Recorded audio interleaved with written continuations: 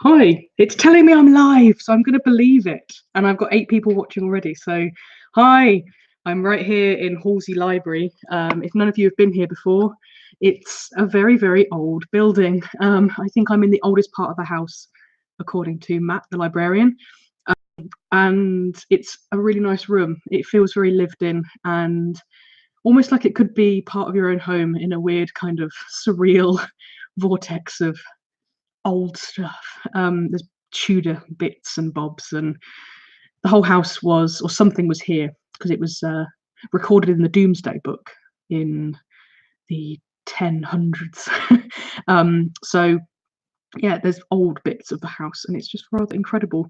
And people can chat. This is kind of appears to be exactly the same as the Facebook lives, which obviously I was doing up until December. So people can chat with me here. So I can see that Caroline Shipsy's here. Hi, nice to see you. And Jenna's here. Brilliant. You joined me live. That's really great. Normally you leave me little things on Melnet, so really great to have you here live. And Andy's here too. Brilliant. So has anybody got any questions to kickstart this live Q&A Ask Mel box? Ask me why I'm here, maybe, or I've got my Melodeon, I've got my DG, so I could play you some tunes or show you some techniques or something like that.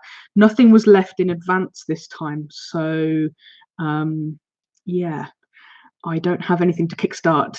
Oh, of course, it's a new year. Happy New Year, everyone. I've just rushed in from dinner. Dinner was at 6:30, so I was kind of on pins, hoping that I'd be able to get it down my throat quick enough in order to get back in here. Is it cold in the library? It's all right. It's ambient. I wouldn't say it was very hot, but it's also not very cold either. But I've just had a nice hot dinner. Halsey food is pretty good in my book, and they like to feed a lot of it. There's always a big menu and there's lots of choice and stuff. I have said to some people that they are welcome to come and pull faces, so if you see anybody walking in from that corner, then you know exactly what they're up to. Yeah, video is weird my end, just getting your mouth. This happened before to you, Andy, when we had a lesson on Skype, that it was all a bit kind of odd, so that might be something to do with your screen resolution. I'm going to probably just start with a bit of tune, because I always feel that settles me into these things, and it will give you a chance to have a think for some questions. How was your Christmas? Did Melodeon come out of the bag? Did you maybe buy my fistful of easy Christmas tunes? How did you get on with that? Did the family like it? Did the dog like it? I find I live with a dog and I have 2 cats now, and they both quite like it, so I'm quite lucky with my household. Andy said that it came out every day. Fantastic. You're very, very dedicated to your Melodeon practice. So I probably should have prepared by learning a tune from the William Winter's Quantox tune book, which is a kind of tunes from William Winter, who, funnily enough, lived locally here. The Quantox are just behind the house.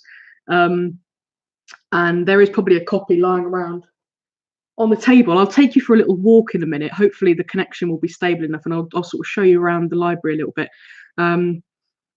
And maybe we can find some tunes, I can sit and play them or something like that, really test my sight reading skills in an hour of live video.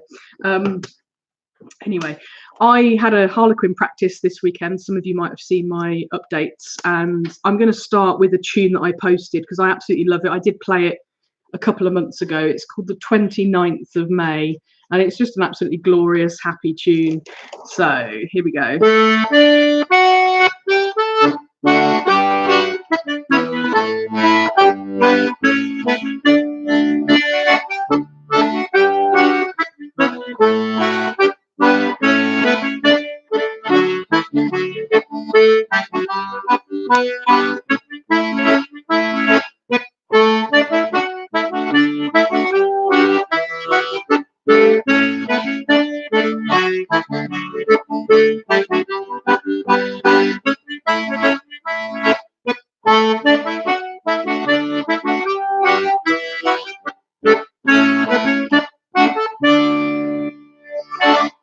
Lovely, lovely, lovely. I could just play that all day. It's very, very pretty. Ravi says, give my love to the library. It feels your love, Ravi. I can feel the walls humming with love for you. Okay, we've got a question. Can you talk about 5/2 waltz? I'm going to assume you mean 5/4 waltz, which is a waltz which is normally in 3/4. So three quarter tones to the bar, which quarter tones are also known as quarter notes. We were just talking about quarter tones at the dinner table. Quarter notes, which are crotchets. So we have 3 crotchets in the bar, and that would be an pa pa, our standard waltz or mazurka rhythm. And you can get 5-time waltzes, which are 5/4, so 5 crotchets in the bar. And you tend to feel that in any combination of 2s and 3s. So you might be able to count it as 1, 2, 3, 1, 2, 1, 2, 3, 1, 2, or you might have a 1, 2, 1, 2, 3, 1, 2, 1, 2, 3. The only example I can really think of right now is a song called Searching for Lambs. Blowzabella recorded it. That's the version that I always go to in my head. And it's possibly Hannah James did a version of it as well. She did an arrangement of it. So there might be something that she recorded. I've never heard her recording of it, but I've allegedly heard that she's done a lovely arrangement of it as well. So in the song, you can dance to it as well. Blowzabella sing while people dance.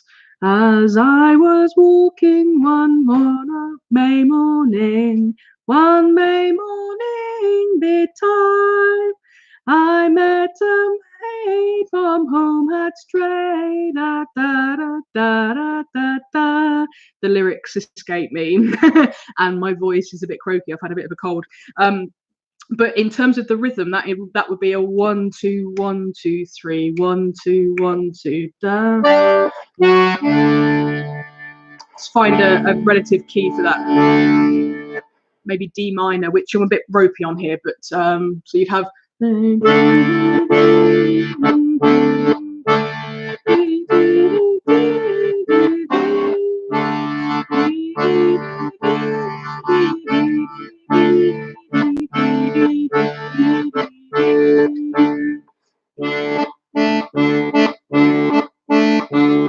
So if you wanted a very basic accompaniment, it's a bit obvious and it's a little bit, I don't know, a bit in your face. But that's exactly the beat. So you have 1, 2, 1, 2, 3, 1, 2, 1, 2, with that bass driving the rhythm forward. I prefer to have more of a bit more of a spacious accompaniment. So you'd have 1, 2, 1, 2, 3, 1, 2, 1, 2, 3, with the 3, the sort of the final beat, the 5th beat being sort of punctuated by itself. That's all I've got to offer right now off the top of my head.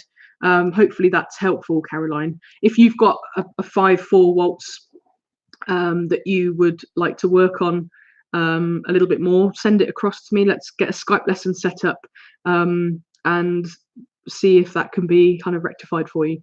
Are you coming to the Melodeon Club here? Because I'm here at Halsey. Nobody's asking, I don't think. Hang on a minute. But I'm here at Halsey for an artist retreat week, which I'm sharing with about 30 other people. And it's really lovely. There's lots of well-known names and some lesser well-known names of the English folk music scene here.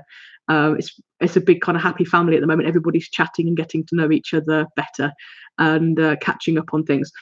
So it's just a week to have the house to ourselves, to do something that whatever we want. We've got the house basically. I'm here to work on the next Morai project, which will be an album that we write completely ourselves, and it's a project that will be announced in February. But yes, Morai will have a new album in October, album number 3, and I'm here to research and really get into that and start writing some stuff.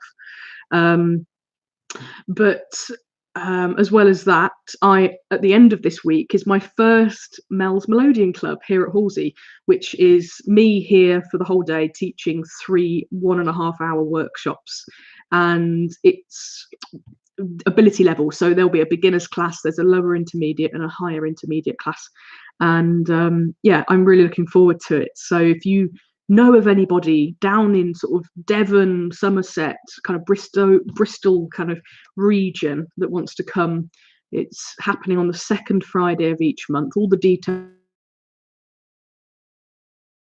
always put together a little blog post, you know, of the things I've mentioned. So I will post links and things online after that on my great week. It's a nice easy way into 2019, and after this evening I'm going to be pushing technology back to the sides to let my brain kind of oscillate on a different path for a little while. It's very difficult in this day and age to allow creative space for creativity. You can't switch it on, you can't switch it off, but if I just allow myself some time, usually my brain changes track and I can kind of get into a different zone. Yeah. Who's looking after the cats? My lodger. And I have an app now. I have a very smart cat flap that tells me when they go in and out of the house. So it was very daunting at first. Oh my God, she's outside and I don't know where she is. But then it would tell you, oh, she's come back, and I would feel instantly at ease. But yes, I will get used to that. I'm sure.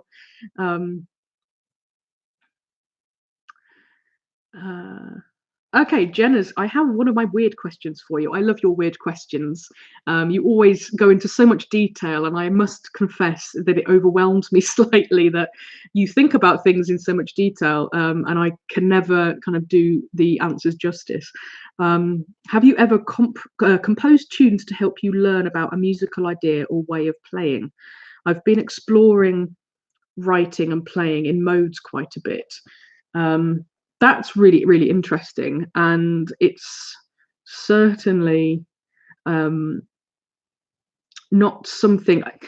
When I come to teach, I've often thought, I try to pick tunes that teach certain things. I have what I call template tunes that will always kind of teach you a different technique or, you know, something specific.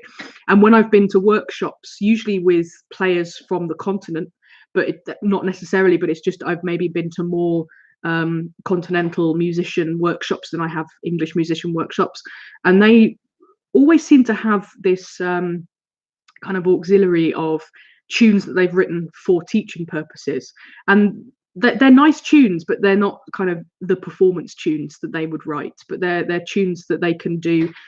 Pascal Rubens, for instance, from Narragonia, she's got this lovely one called Ce n'est pas un waltz.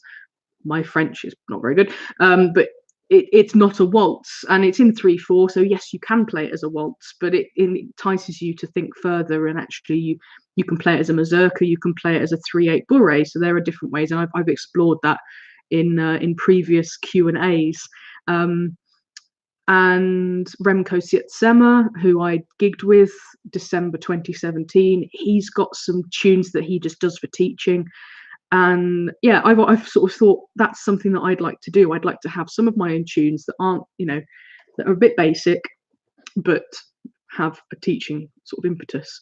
And I'm sure that I have a lot of tunes that I've never kind of publicized, because I think people that do write tunes, it's like a sketchbook of ideas, and a lot of them you just think aren't very good. Whereas somebody else might pick it up and think, oh, that's great, I'm going to do something with that. But the creator is kind of, well, maybe it's just me. I know it's not just me. We're stuck in our own little kind of world of, is that good enough to show to other people? I think some of those tunes with a little bit of spit and polish could be a teaching tune for some particular technique. There is one, I don't know if I wrote it specifically for this purpose, but there's one that I teach. I call it Bright Jig, bright as in BRITE, because I wrote it in my mum and dad's kitchen. They just had a new roof and it sounded really bright. But it sort of is a jig, and it teaches you how to play lighter. and a bit more kind of frothy under the fingers. So you've got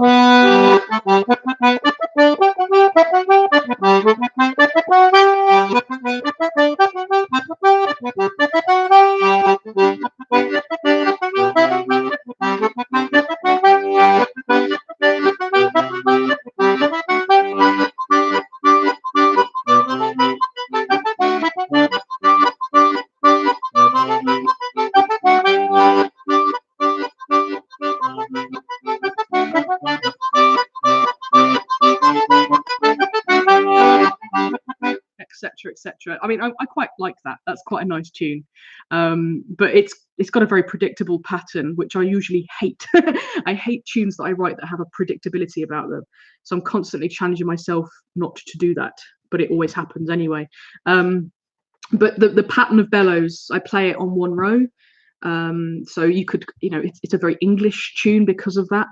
But it really tests your ability to control the timing of pushing a button and pushing the bellows or pulling the bellows to get that note to sound, because pretty soon after that you're going to be pushing another button that's probably going in a different direction. So you have a very small window in order to produce that sound. And yeah, when I've taught it only to a couple of students, they found it particularly challenging, but the whole idea behind it is that it teaches you to really tighten up on your coordination between left hand bellows control and right hand kind of speed of fingers. So yeah, playing jigs at speed is kind of a speciality of mine, not because I think I'm particularly good at it, but because I know the technique in order to take you from playing slow jigs to playing quick jigs. I can sort of show you how to make the changes that you need to make in order to do that in a good way. And I think for me I could do it before, but playing for Kaylee was certain. I played for All Blacked Up, who are now Iron Masters, for three years or so, and we gigged regularly, and they were long Kayleys, and you just sharpen up your skills. It felt like knife sharpening. I knew I had blunt tools beforehand, and then gigging it just makes you kind of relentlessly play quickly all the time. So you say you've been writing and playing in modes quite a bit. Now, modes is something that I knew existed, but I only kind of started to understand it, I guess, tail end of 2017. And last year, I've just done a series of blogs, by the way, rounding up my Dream Big 2018, all the things that I accomplished personally and professionally. And one of them was to do with my own playing, modes, chords, scales, and why they're so integral to musical structure. All that kind of stuff really became very obvious last year, whereas it wasn't before. So I think this year, my Dream Bigger 2019 will be my year to explore those things in greater detail. But I'd love to hear your own ideas, just to see kind of where your writing and learning is taking you. That would be really, really good if you could post that privately and just send me a link. That'd be great. Thank you. Cool. I wanted to write some tunes that had my DG's B major as the tonic home chord. Yeah, and that obviously then challenges you to get the trying to think, the D sharp in there as well, D sharp / E flat, and using the accidental keys a little bit more when you're playing with that B major. It's lovely to hear that you've kept the B major. I come across a lot of students who have either inherited instruments or have had them changed of their choice. Don't ever, people, don't remove a colour from this end. Keep that B major. Don't make it B minor. It's you can create B minor. So don't ever change that, because it's like you've just removed an integral colour off of your palette. And you don't have that colour to paint with anymore. I'm very, very passionate that you keep as many colours as possible. Cool. Andy Duckering asks, Mel, are Morris tunes a good way of forcing lefty into the mix more, please? I don't understand what you're saying. Are Morris tunes a good way of forcing? Is it? Do you mean left-hand coordination, getting your left hand to sort of work? I'm going to answer it as if it is, but tell me if otherwise.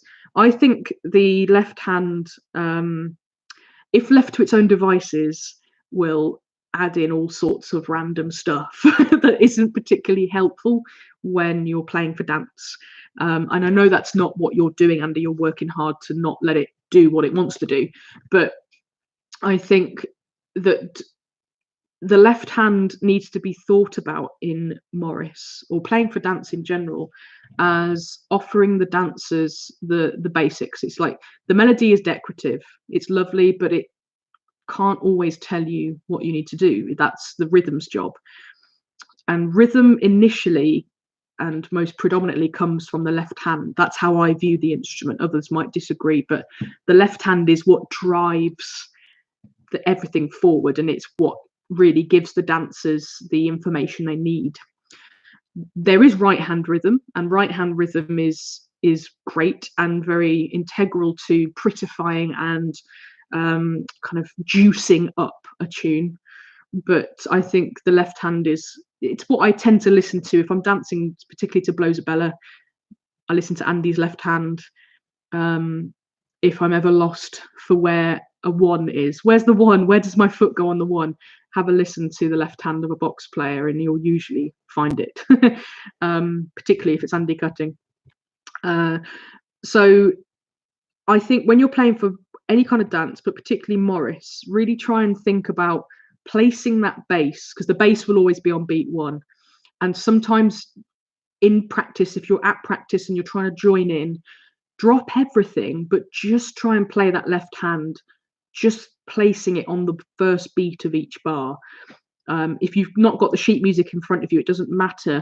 You can kind of watch the dancers and see where the phrasing of the dances, or even ask a musician, can you just stamp on the one so I can see where the one is? And then just tie up your left hand with that one, and then try to match up the note on the right hand that goes with it at that point.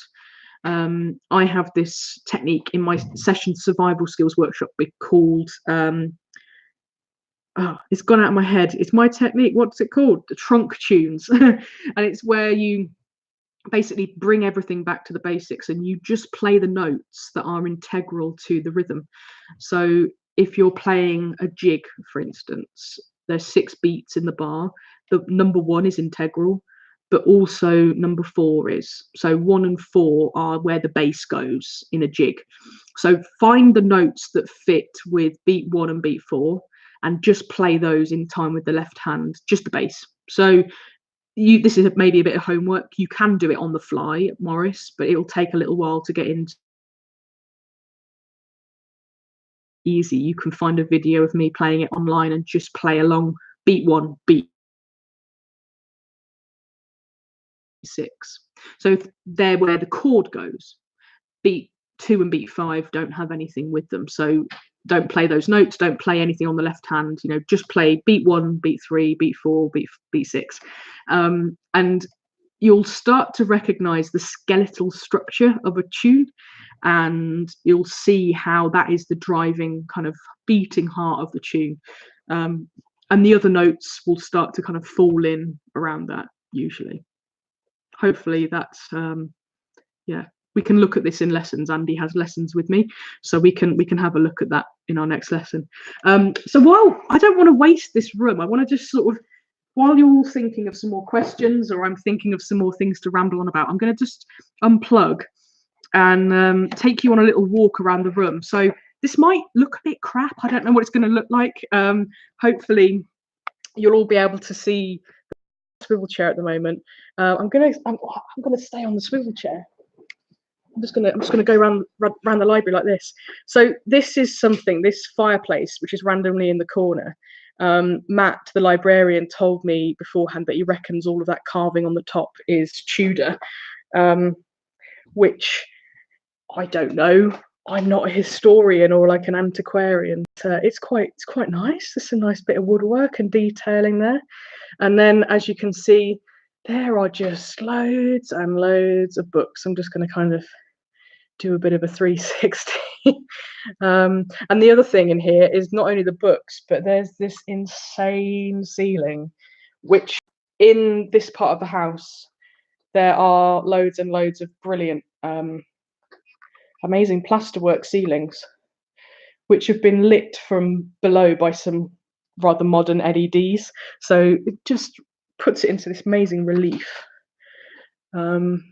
Yeah, so what should we have a look at? Let's go over here. There's some really weird books. There's folklore books, which Matt has kind of organised the library to fit in. So let's check out some of the titles. I don't know if they're coming across as backwards titles, but yeah, folk tales and superstitions, Cornish feasts and folklore, Shropshire folklore, the rush bearing, a big book on the rush bearing, which is something that I know happens in Yorkshire villages. Put me right if I'm wrong, but I know that there's certainly some rush bearings that northwest sides do. I can't think of the names of them now. They've gone out of my head. Here we go. Some old Celtic romance, perhaps, if you were into that kind of thing. To shorten the road.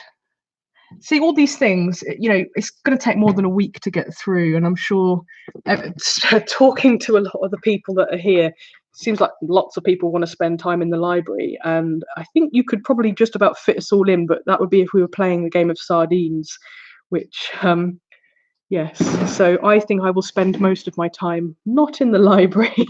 I've bought some books to read for my project, and yeah.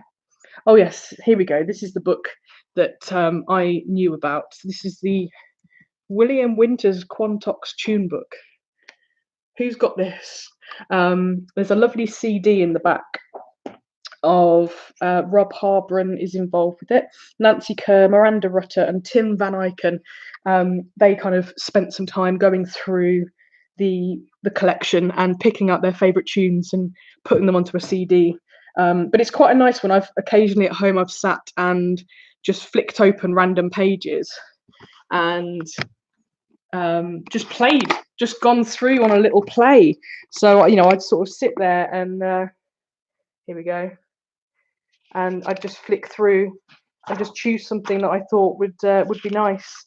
We could have a go at that now. See if I recognise anything. Oh, I found. Oh, there we go. Harlequin Gambles. I could learn that for my Morris side and perhaps use it. There was a jig that I learnt from this tune called Breeches Loose, which I love the title of. I thought, oh, that's great. You know, you can just imagine this dancer who's dancing around losing his trousers. Yeah, so let's see if I can find that and remind myself of it. But yeah, there's some brilliant collections in the English music. Hang on just a moment. Trying to do two things at once, and we know that doesn't always end up well for me.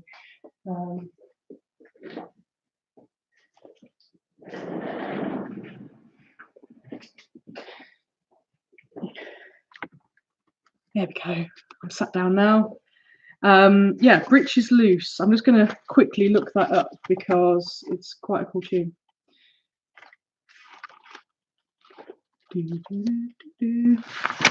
Are there any questions coming in? Has anybody got any wassails coming up, or is anybody playing for Plough Monday, which is today, official start of the farming season in East Anglia? And wassailing is a Gloucestershire and Herefordshire tradition of scaring away the beasties out of apple and pear trees. Where are you? Breeches Loose.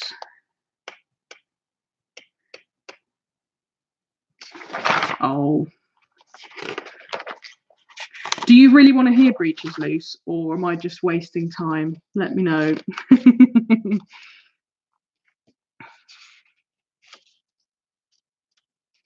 Hey, Jenna's got a wassail. Brilliant. Where's your wassail? Saddleworth Rush Cart. That's it. Thank you, Mitch. Saddleworth, and yeah, there's others up there. It's just come back to me. Whether I can still play it though.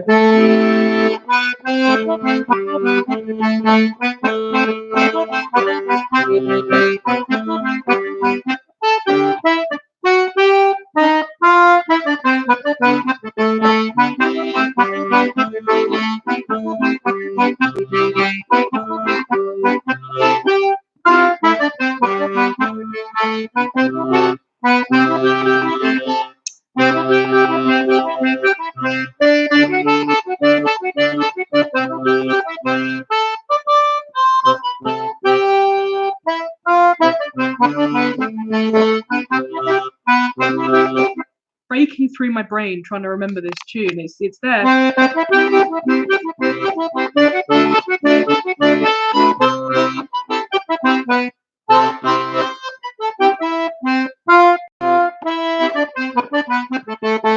So yeah, something like that. It's one that I picked out as a potential Morai tune way back when we very first started and had a different fiddle player, and then it's left on a Dropbox folder in new tunes, and we've never ever used it.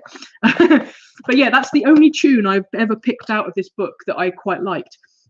And you'll find that if you've got, like, I've got loads of tune books sat on my shelf at home, and occasionally I'll just pick one up and have a flick through, and I'll just noodle through it, usually on the flute because I can sight read a lot quicker on flute. And I'll just go through like 10, 15, 20 tunes, and they'll look, well, mostly I find that there isn't anything that takes my fancy, but very rare, you'll find gems, you'll come across gems and you'll think, oh yeah, I can see potential with that, or I can change that in this way. And then never ever see what's written in these books as gospel. There could just be starting points for something else that you write or that you rewrite. Because the thing is, the original is always going to be in these manuscripts. You're never ever going to change that, but you can certainly be inspired by it. And particularly as a lot of the English traditional music as well was written down ad lib or willy-nilly. I think there's a lot of stuff that I've looked at on the English Acoustic Collective, which I think I've mentioned before, the summer school with Rob Harbour and Miranda Rutter and Sam Sweeney, who's here this weekend. And sometimes it's just a bar with etc written after it, and you think, really, were people just kind of meant to just know?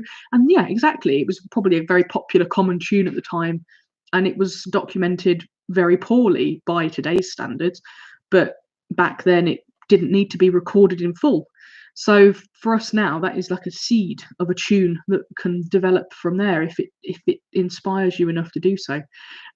So it's partly why I get so irate when I hear that people in sessions are, oh, that's not how it's meant to be, that's not how it's written down.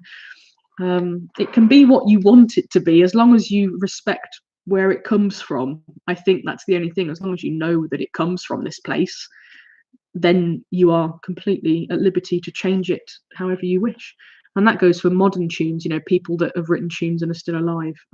Absolutely. I'm just going to scroll back through because I've been rambling on. There's some people having wassails and things. Plough Monday session, lovely. Thank you for all of your interaction this evening. It's really, really nice that you found me over in the new place on YouTube. Born Borderers have a wassail on Saturday afternoon. Lovely. Lots of wassailing in Somerset cider orchards. A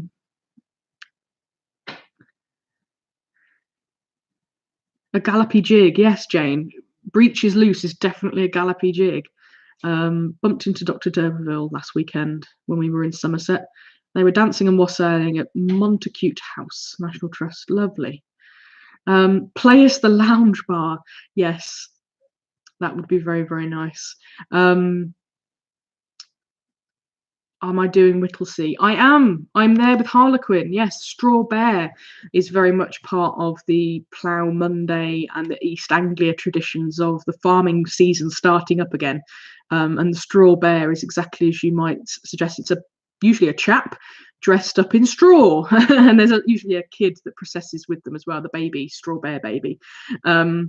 and it's always freezing cold, and I have to wear several layers, particularly on my fingers, and it's very, very lovely. So yeah, I'll be there. Anyone else going to Straw Bear, which is a couple of weekends away, Whittlesea?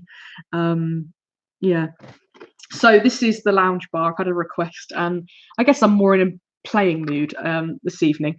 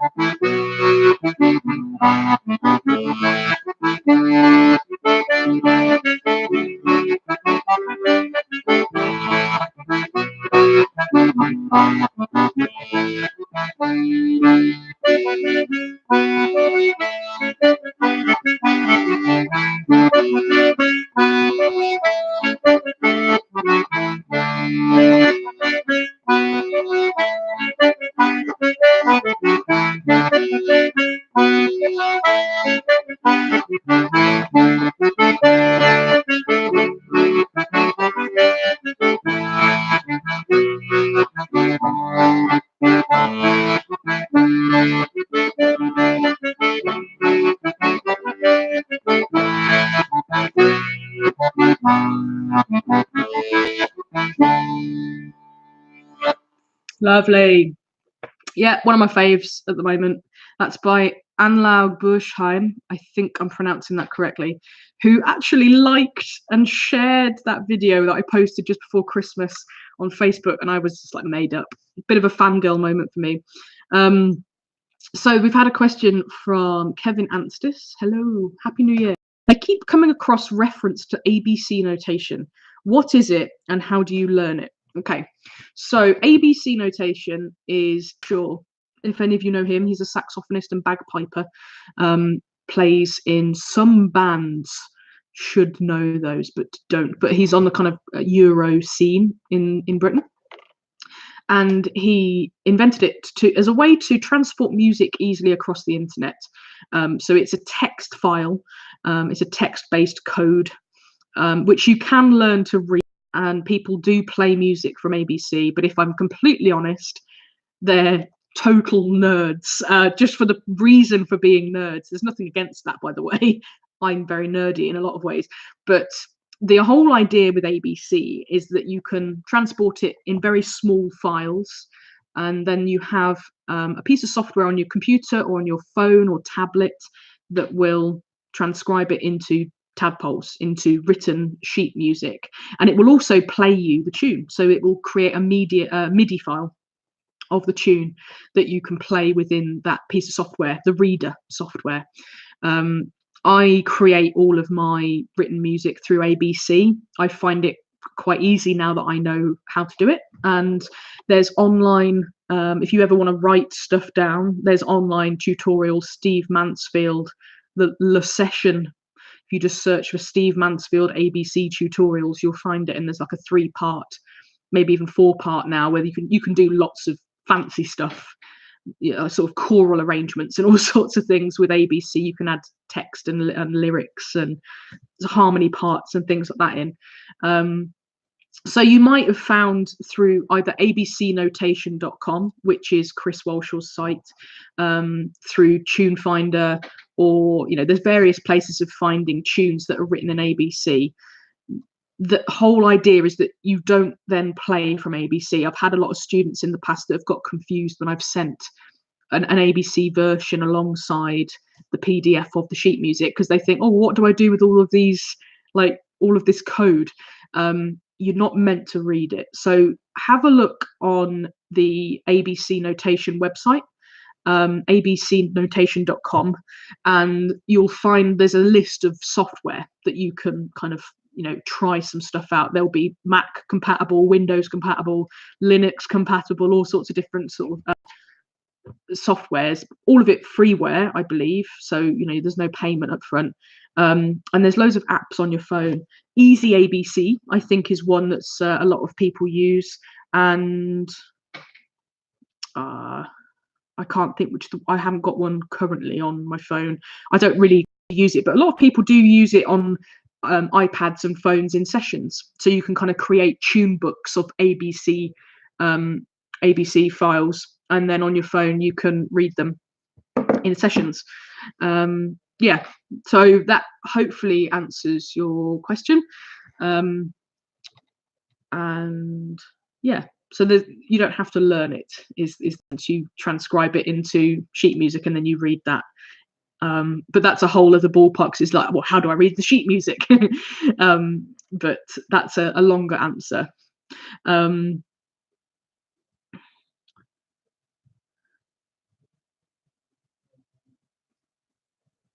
Just having a look back through, if you were playing it on your GC, what key would you be playing it? So question from David Henley. The Lounge Bar is a lovely tune. If you were playing it on your GC, what key would you be playing it in? Okay, so I was playing it in...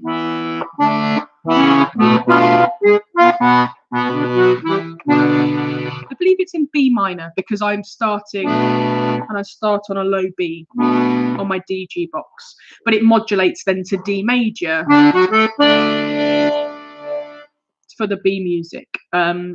So those positions there on my GC box would be E minor and E. So a little tiny bit of theory, the B minor here, the relative major of that minor is D. And all that means is that relative major and minor, they are related by the notes in their scale. So the B minor scale is the same notes as the D major scale, i.e. an F sharp and a C sharp. It's a 2-sharp scale, except for B minor, you start on the B in that set of notes, and on the D major scale you start on the D in that same set of notes. You just would play the scale from a different starting place. And so on the GC you've got E minor, and the relative major of that minor is G.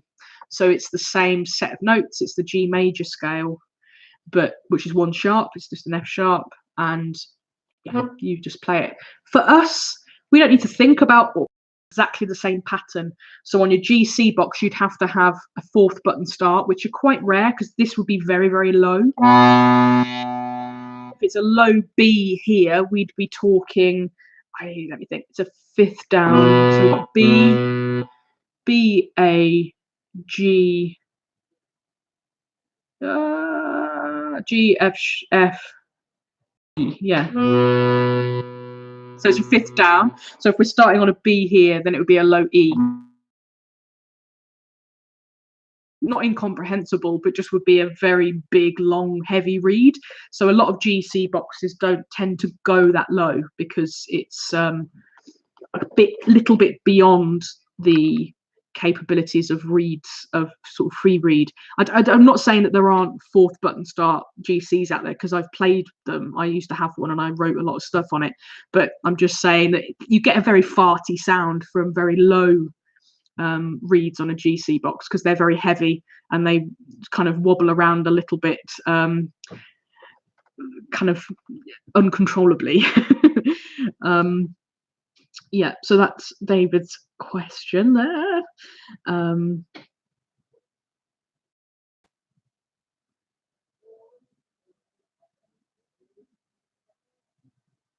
Oh, Guy was playing along to the lounge bar. That's really, really nice.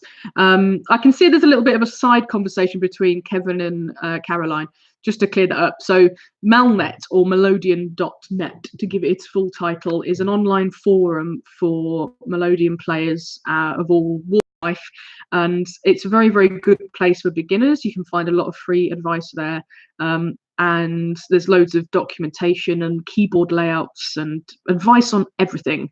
You can waste a lot of time just scrolling through all of the information that's there, and if you can't find it, then you can start your own thread, but you have to be a member of the site in order to do that.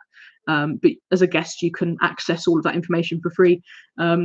Yeah, it's started and run by a couple of chaps from Britain, and people from around the world use it. There's thousands and thousands of members, so it's really, really cool.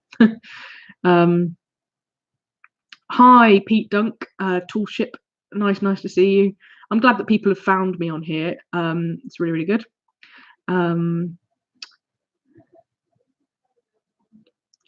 Just having a little scroll through. Thanks. As you were in a playing mood, do you know Ashok Farewell? Came across it on YouTube and loved it. I will have a go at it for sure. It's not. I wouldn't say it's under my fingers, or on the tip of my fingers right now, but I have taught it, so it's in there somewhere. Yeah, Melnet is people just kind of in the comments talking about Melnet. It's a great resource, but send you in with caution. You know that you will find rabbit holes and things to go down.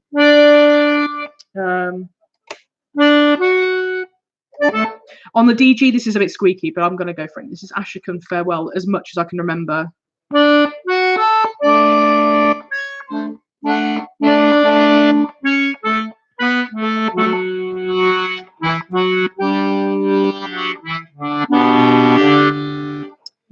Yeah, I think that's why I remember having to learn it up the octave, because it falls off the end of the box otherwise. So this is why it has to be squeaky. Want to join in? Live Q&A going on right now. Come say hi. This is Georgia Lewis. Hi. Hi, Q&A. It's only going on for another 10 minutes. It's all right, don't worry.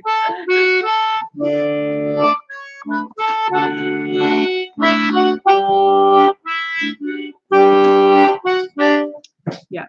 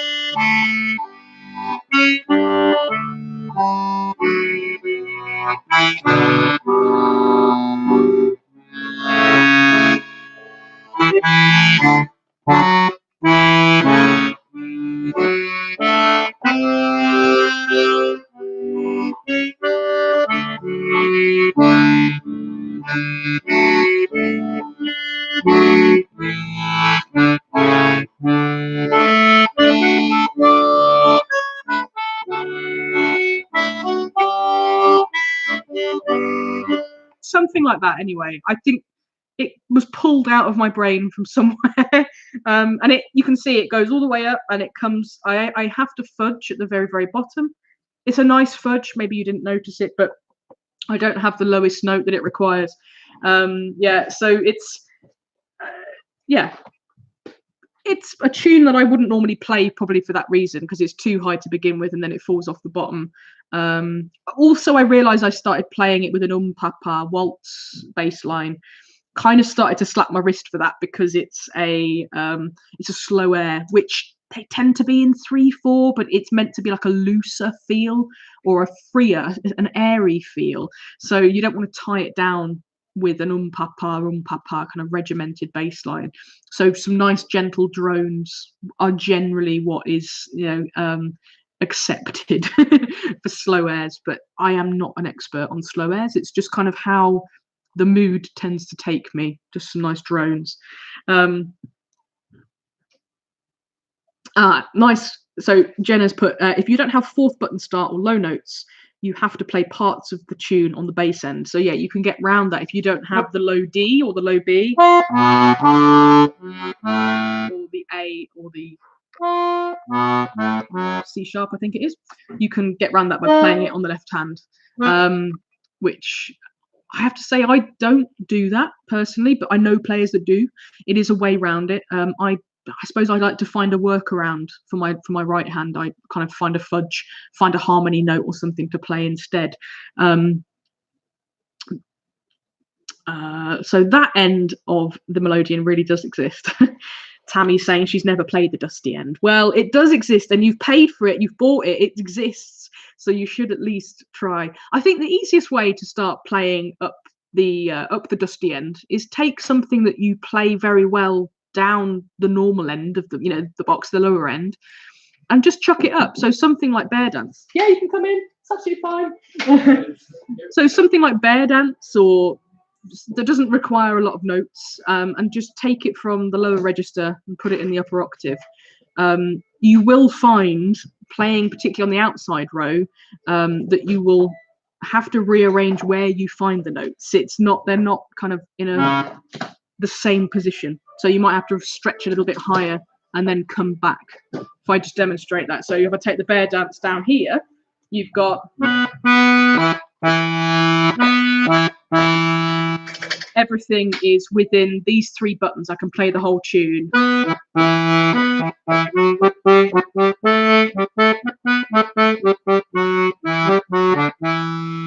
Whereas if I put that in the upper octave, you can see it's not the same fingering pattern.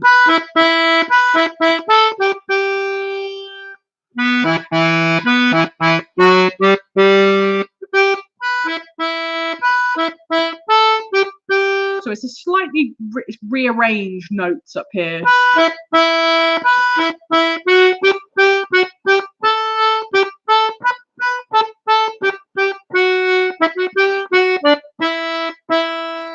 It just takes a little bit of getting used to, but something as simple as that, something you know really, really well down the bottom end, chuck it up the octave and just spend a bit of time finding that new pattern. Yeah, it's worth it, because you know, using that upper end of the instrument brings out a whole new level and lease of life. Beginnery question: is it okay to play a tune an octave lower? My high notes are a bit squeaky because I've only one reed. Yes, as long as the tune doesn't fall off the end of the instrument. So I tend to find tunes that require a C in them, for instance. So if they're in the upper octave, you can get that. That is then your low C. Quick example. I'm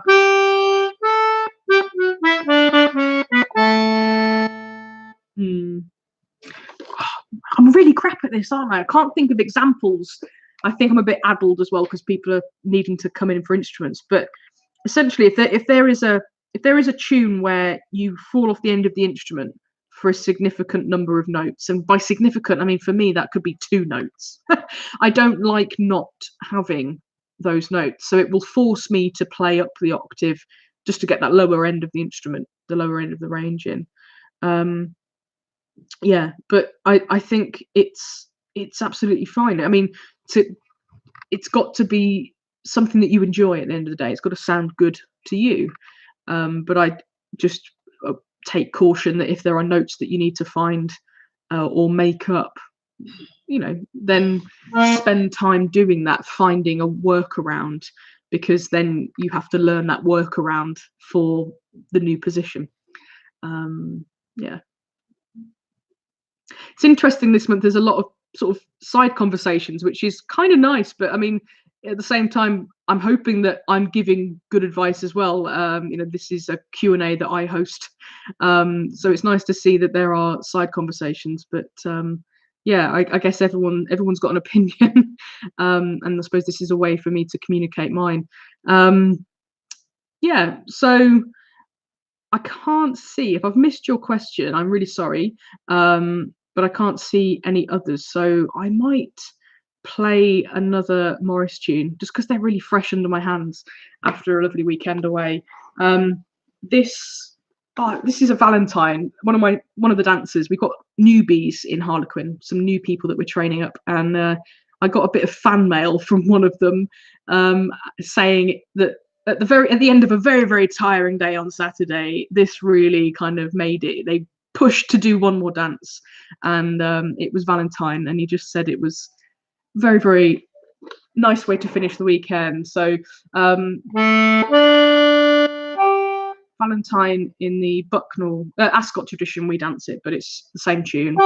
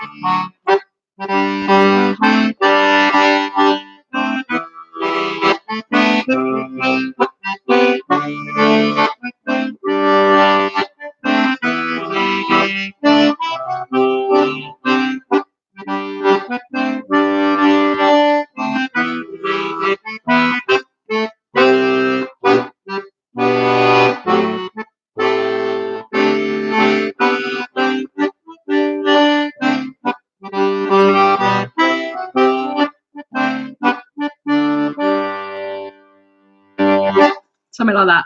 I love that tune. That's just like romance and bliss. And anyway, brilliant. People are dancing to my music. That's what I love. Take a video next time and share it with me. So I might finish a tiny bit early this evening. I mean, it's minutes, seconds, but I just want to finish by saying I'm here. I'm in Halsey this Friday for my Melodeon club, but I'm also back for the DG Melodeon weekend. This is appearing backwards on my screen like a mirror. Hopefully it's not on yours, but have a little look. Look who's playing. There's Mr. Andy Cuttin and Anne Niepold from Belgium. I'm really happy to be appearing with these two incredible musicians. Andy is a very good friend of mine and is incredibly supportive. And Anne, I've done some workshops with her as a student of hers, and she's mind-blowing. So to teach alongside both of them will be like a dream come true and a big kind of milestone for me and my business. It's Friday the 21st to Sunday the 23rd of June.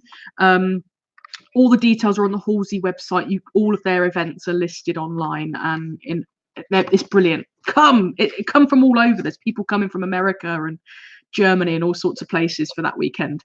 The other thing is I've just racked my brains to squeeze out all the information for a roundup blog. I did 3-part blog of my dream big year 2018, which I set some targets that I didn't announce at the beginning of January, personal and professional targets, and I've done a roundup blog to kind of talk about where I got to with those things and the achievements that I made last year, and where I would like to kind of continue that work for my dream bigger 2019 year.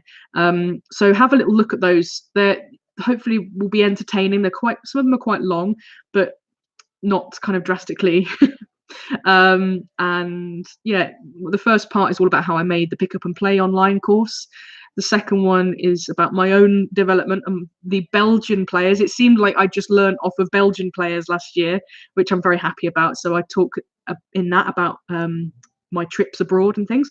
And in the final one, it's all about overcoming anxiety, or certainly making steps towards that through hypnotherapy. So if you're interested in any of those things, or you can relate to any of those things, then go and have a read. They're posted on my website, melbiggsmusic.co.uk. And yeah, I look forward to seeing you next month. I think this worked quite nicely on YouTube, and I will see you then. Take care, everybody.